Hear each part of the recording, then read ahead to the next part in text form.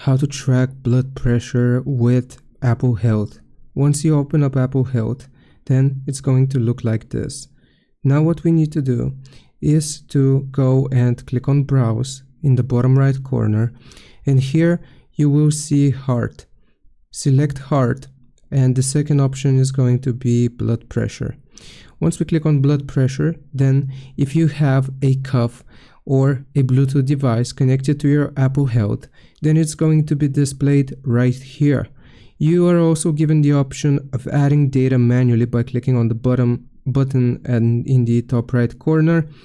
And if you type the specific data, as an example, you can click on Add, and then this is going to show you the two metrics which we have just added for the week, for the day, for the month. You have the option of viewing it for 6 months and also yearly. So you can manually add it, or you can just use a cuff and it is going to automatically show you your blood pressure.